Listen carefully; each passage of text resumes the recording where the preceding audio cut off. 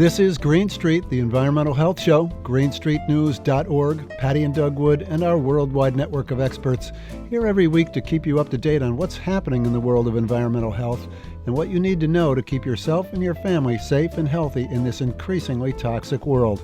Welcome back. There are few things young parents are more careful about than what they feed a new baby. Baby food is a multi-billion-dollar industry, and a few companies dominate the landscape, producing everything from the traditional jars of pureed fruits and vegetables to the more modern plastic pouches of pre-digested stuff a child can squeeze or suck out like toothpaste. But what's really in those packages of baby food?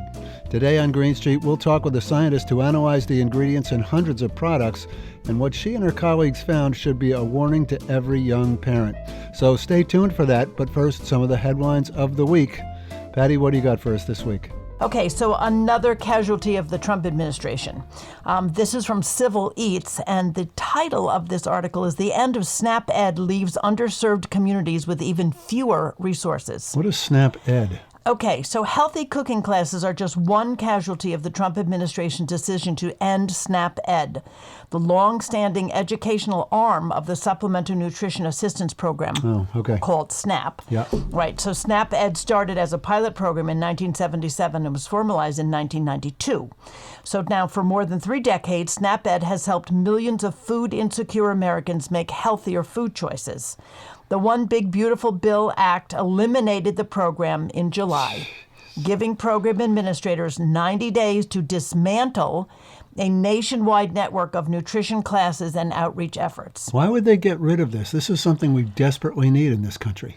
It keeps people out of the hospital. Yeah, They're it not does all looking kinds at of that. good things. Experts are concerned that eliminating SNAP Ed, community-level guidance in healthier home cooking and food choices, will exacerbate Americans' poor health and likely drive even more reliance on ultra-processed foods. I mean, we talk about this all the time. We've lost a generation of people who know how to cook. That's right. In 2025, SNAP Ed's budget was $536 million, less than 1% of SNAP's total budget.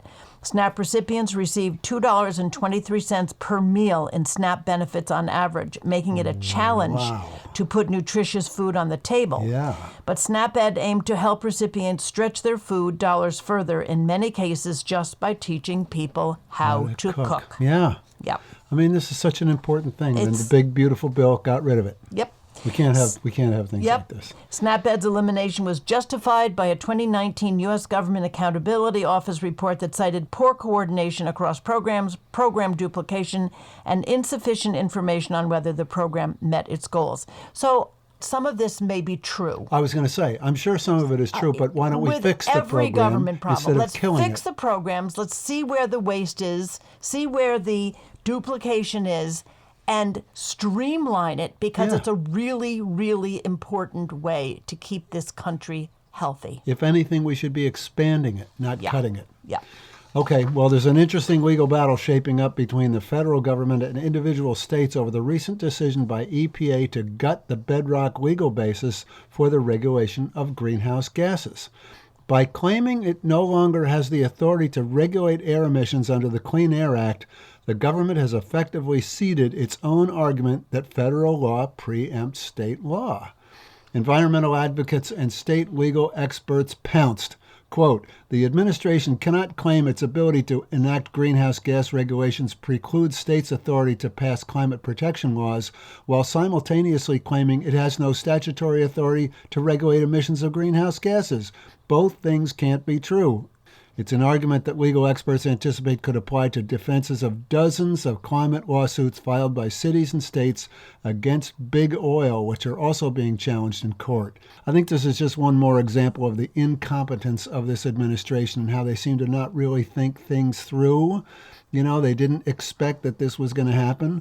But the really good news for states is that they can get big oil and gas companies to pay for some of this pollution that they've created. Yep. Here in New York, Yep. Governor Hochul is claiming she can't implement the state's climate law because it's too expensive.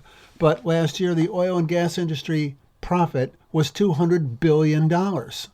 So maybe we're asking the wrong people to pay for the climate cleanup. We got oil and gas companies making $200 billion in profit in 1 year, and Governor Hochul saying, no, we can't implement the climate protection law because we don't have enough money. Does this make sense to anybody? No. Okay. Of course good. not. Just want to make sure. All right. What else you got? Okay, so there was a new study of people who live close to cell towers and wireless antennas, and they had measurable changes in certain white blood cells, suggesting that humans have a biological stress response and altered immune activity when exposed. Tests were performed on people living within 60 meters of a cell tower. That's only 200 feet. And then also people living 300 meters away, about 1,000 feet. Blood differences were measured even at exposure levels 100 times lower than the federal safety standards, which were adopted back in 1996 based on very limited scientific studies conducted in the 1980s. So this sounds like a biomarker, right? This is what Here we we were go talking again. about. Yeah, we're looking some for sort this. of measurable Yep. physiological Yep. difference. Yep. Okay. Radio frequency radiation exposure is increasing due to the rapid expansion of cell towers with arrays of 4G, 5G, and now 6G antennas. Numerous cities and counties have tried to implement setback requirements to distance cell towers from homes and prohibit them at or near school grounds, but were careful to avoid using their potential health impacts as their reason. That's because back in 1996, the wireless industry, which was aware of the scientific evidence linking wireless radiation to negative health impacts, successfully lobbied Congress to write into the law that you can't object to the placement of a cell tower based on health concerns. Yeah, I remember this. And if you are concerned about exposure to wireless radiation, or if, like millions of people around the world, you're one of those people who are very sensitive to exposure, there are steps you can take to limit your exposure. First, make sure all of your devices are hardwired and that wireless features are turned off. Then, if the exposure level is high, you can consider special products that block the radiation from your home or apartment, including radiation-blocking paint and silver-threaded film for your windows.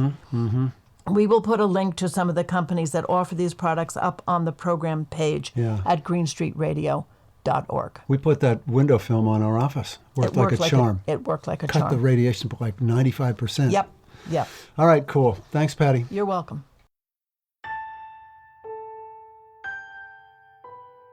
The first few months of life for a newborn baby are incredibly exciting for everyone. New parents fuss over names, toys, clothes, diapers, and food, especially food. Every ounce a new baby adds on is a victory for parents who, together with their pediatrician, keep careful track of how the baby is growing. As time goes on, that close attention begins to wane, and so long as the baby is eating, everyone relaxes about exactly what the baby is eating. And that's where the trouble can start.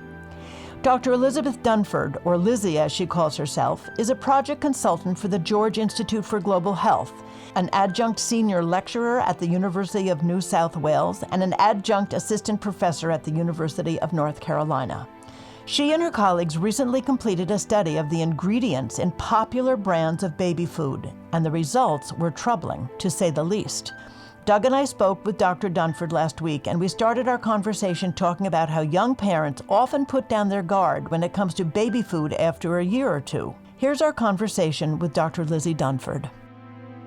Even as early as 6 months, when you sort of start the complementary feeding period, I think that's when a lot of the pressure on your baby gaining weight really goes down, because the babies are eating themselves at that point. So yeah, it's a fascinating world. And you could even shift it back and say from birth, you just take infant formula as well. Also a problem. I mean, infant formulas in and of themselves are ultra processed foods.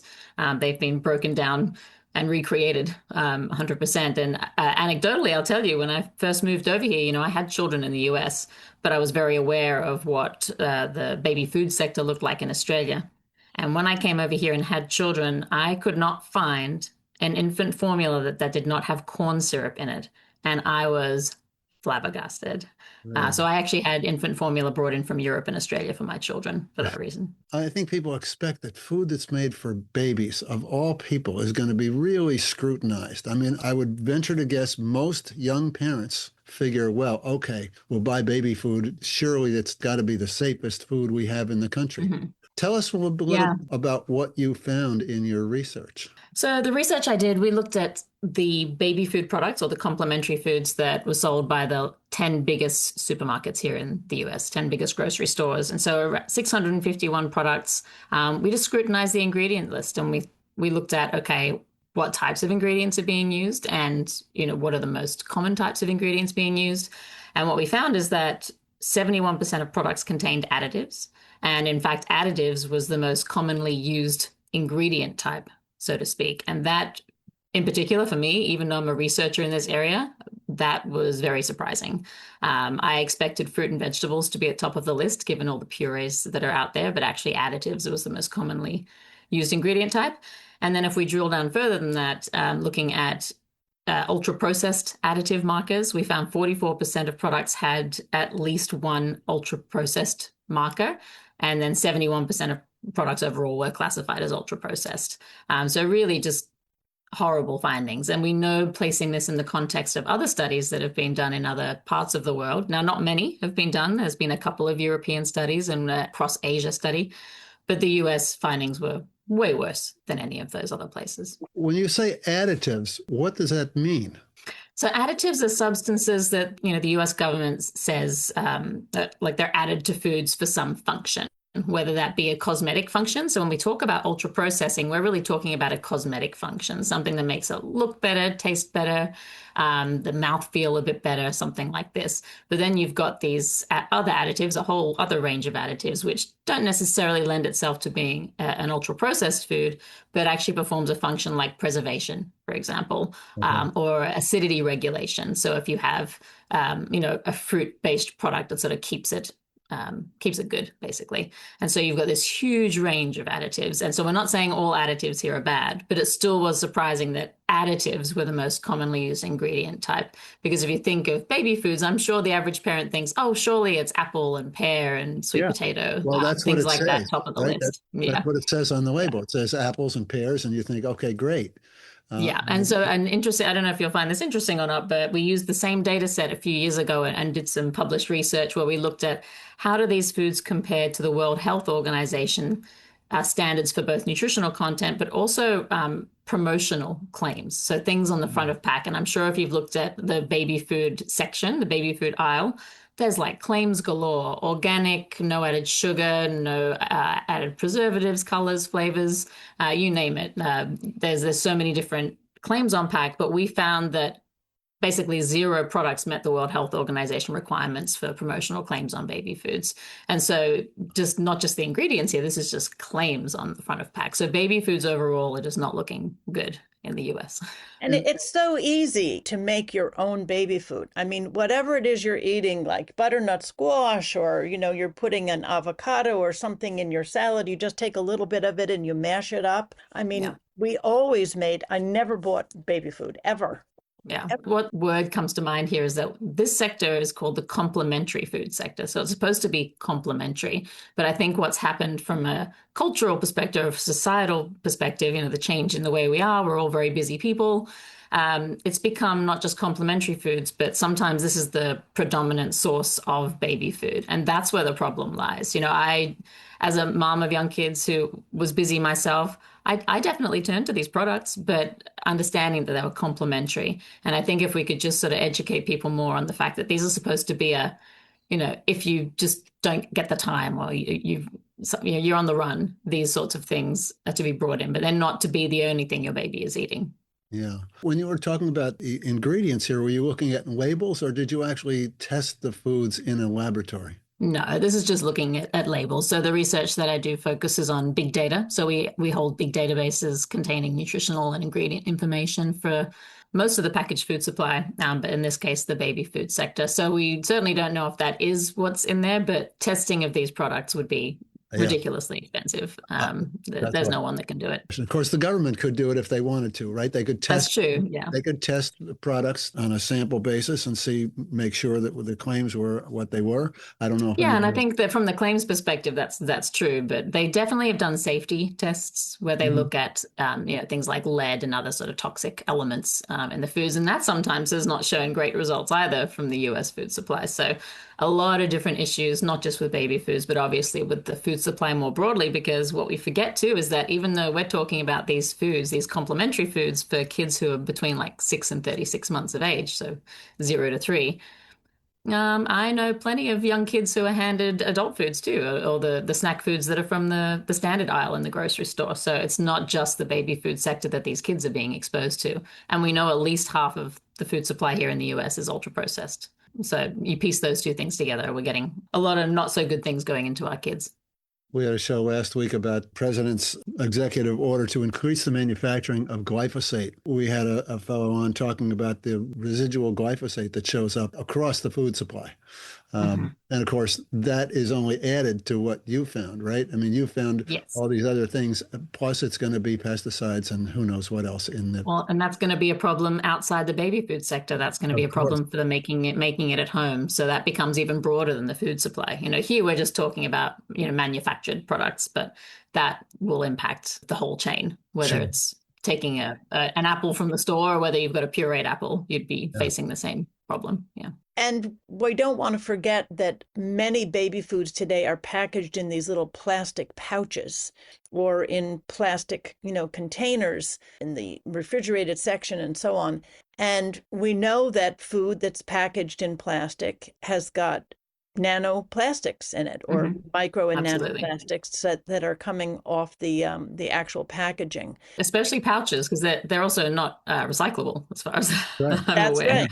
Yeah. Well, yeah, and plastic is not recyclable in any form, but you're talking about two major exposures, the plastics and then the lead and then the glyphosate. Well, that's three major exposures, sorry. And the glyphosate, which is so much in our food chain, just because so many foods, and especially processed foods, are based on, wheat and soy and corn and so Yes. on. And then there are all those things that they make from them, like corn syrup, high fructose corn syrup, and so on. And all those things are GMO crops in this country. Yes. So they've all got glyphosate residues. So between Yeah. the lead and the glyphosate and the microplastics And and the additives. nanoplastics. And the additives, yeah, and when we talk about young kids too, we do know that infants in particular have like a uniquely sort of vulnerable gut physiology as well. So Yeah. what really hasn't been looked at is, these additives, they sort of know what each additive does in and of itself, but a lot of these products have multiple additives, and no one's really studied how does that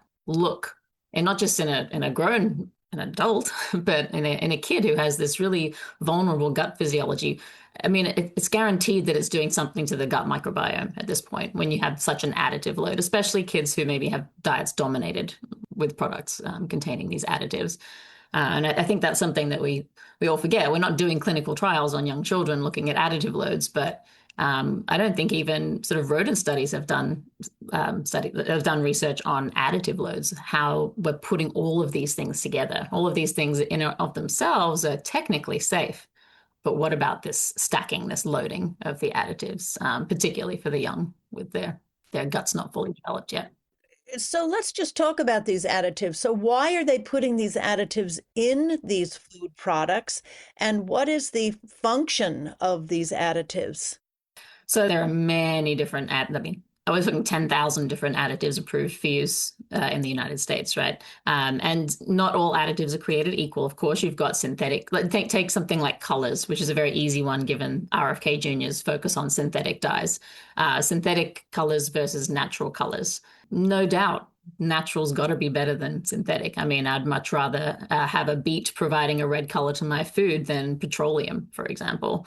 And that's the same with other additive groups too. There are many that are synthetic compounds and some that are natural, right? You can take natural flavors extracted from fruits and vegetables, or you can have flavors that are manufactured in a lab. And so they are not created equal, but they may have the same function. And so when we're talking about additives, it may not be necessarily the function that's important, but the actual specific ingredient. And to add even more confusion to all of this, some additives have multiple functions. And one class of additives, which the average person has no idea about, which is terrible because it's such a problem, is phosphate-based additives, so phosphorus-based additives. These are throughout our food supply. They are in more than half of all foods that are out there, and these can directly affect kidney function. And now we're seeing, children eating a lot more processed foods than they used to be. And, you're starting to affect kidneys younger. as we get older, we're more exposed and we have more choice. I think with kids, they have less choice and they're sort of just being exposed as they are. And I can give you some anecdotal sort of tidbits here. And I think as a mother who's researching in this area, sometimes even I'm surprised. And the example I give people is my kids love Stonyfield organic yogurts. That's the favorite brand. And one day I was in the grocery store and they're just very expensive. And I saw another product right next to it, the Go-Gurts, which were much cheaper. And so I thought, you know what, I'll pick up the same flavor of both and I'll have a look at the back. And they both were exactly the same, except the Go-Gurts had phosphate additives in them. And I thought, well, why? Why is there a harmful additive added to this kid's product when the product next to it, which is pricier, doesn't have it? And so I doubt parents are looking that deeply when they're picking up products for their children. But these phosphate-based additives, they can have like 20 plus different functions in a food. And so we don't necessarily know as the consumer why something's being added to these products. And yeah, I could go on and on about the problems there. But if you pick up even an ingredients list, say you know exactly what you're looking for, you don't know why it's being used either. It just will say the ingredient, but it won't tell you why that ingredient's being used. And I've always found that quite interesting. Not in all cases. Sometimes they'll say it's used for color or it's used for flavor or it's used for, a preservative function, but most of the time it doesn't. And so this lack of transparency, not just in baby foods, but across all foods, I think is a huge problem. And I hope they're going to address that because the FDA and HHS and everything, they're working together trying to define ultra-processed foods. I'm not sure if you're aware of that right now, but there's a lot of work behind the scenes trying to come up with what we call an operational definition of ultra-processed foods. How do we define them? And a lot of the research my group's done has been to try and guide policymakers with that. How can we find a way that is really simple for everyone to understand what an ultra-processed food is? Because you think you know what it is, but even something like a whole grain bread would be considered ultra-processed, but it certainly is a better choice than a refined white bread, right? And so many layers to this when you start getting into ultra-processing and additives and what are the different functions, what are the different purposes. There's a lot of work just from the regulatory standpoint that needs to be done before a consumer can be able to even understand what's going on. So where are we going to go from here? What are the next steps that you see that need to be taken? I guess it sounds as though you think government regulation is where we need to go from here. Yeah, either regulation or the approach that RFK took with the synthetic dyes, which was more of a carrot approach than a stick approach. So, for example, with the synthetic dyes, what they've done is prior to now, any product that had any sort of color in it, whether it was synthetic or not, couldn't make a claim saying no artificial colors on the pack. But now they're saying if you don't have artificial colors, if you do only have naturally derived colors, you can claim this. So it's encouraging those companies to move towards these natural dyes versus synthetic so that they can make a health-related claim on the pack. Because regulation takes time, right? Any sort of regulation will take years and years and years. So trying to get things better now, the carrot approach is usually a good starting point. But what I'd like to see personally in the baby food aisle is the requirement to have certain labels on pack if your product contains certain classes of additives. So I would love it if it's all cosmetic additives, but I'll take even just some of the ones that Europe, for example, will have a warning against. Some sort of shift there, particularly for baby foods, which are often left out of any sort of food guidance, right? They're sort of pushed to the side because they're niche, they're complementary, they're not supposed to be part of the sort of everyday diet.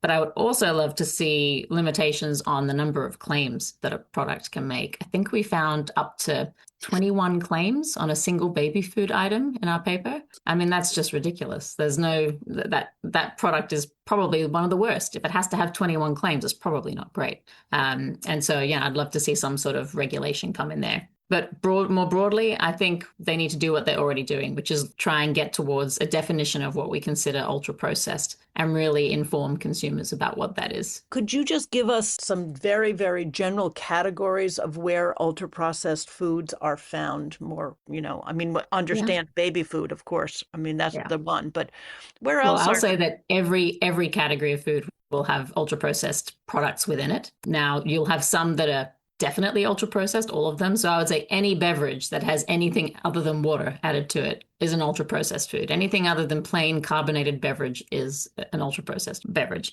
But really it's more like, how do we define ultra processing at the moment? And how we define it is it's any sort of cosmetic additive. Like I said, anything that changes the way something looks, tastes, feels. those sort of three things, that would be considered an ultra-processed product, as well as ingredients that you just don't find in your house. Like, I don't know anyone who has high fructose corn syrup in their pantry, right? So that is an ultra-processed food marker because it is a marker of manufacturing. It is not sugar, which you just add yourself at home.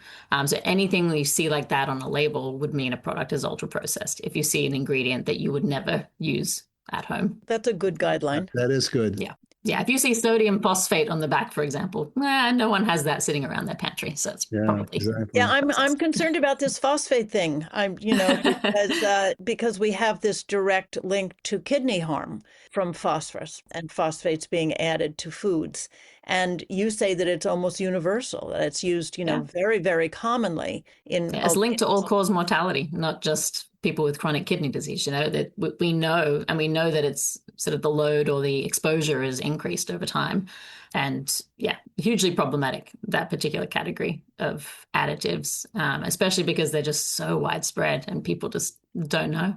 But people with chronic kidney disease, I think, are probably more aware of it. They've probably been educated by the doctor, but just the fact that you have to be educated by a physician what to look for on a label, that in and of itself is a problem. Sure. So, Lizzie, I have to ask, are you optimistic? I mean, you know an awful lot about this, and you see people in the supermarket aisle picking cans of baby food off and putting it in their baskets. Yeah, I mean, I've been that annoying person who's walked up and asked if they wanted any guidance when I see mothers looking at the back of the pack. But there are consumer apps out there that are trying to help this. So my work at the George Institute in Australia, we have an app that's in a lot of different countries, not here sadly, but it's called Food Switch, where you'll scan a product and it'll tell you a healthier brand you can switch to. Now there are not that sort of approach isn't necessarily used here in the US, but you've got apps like the Yucca app, for example, which will tell you at least about what's bad and what's good within the ingredients of a product. And so that may help some parents. But what I usually like to say to parents specifically is if you are in the store and you pick up a product and you think it looks good because of all the 21 claims on the front, just ignore all of that, pick it up, turn it around, read the ingredients list. And if you see, one or more ingredients that you don't recognize, it's probably not a good choice. That's the reality. There are a lot of products out there, even though there's 71% have additives, not all of them are bad, right? And so you'll find some additives are something as simple as lemon juice concentrate, which is used to keep the fruit good in the fruit puree.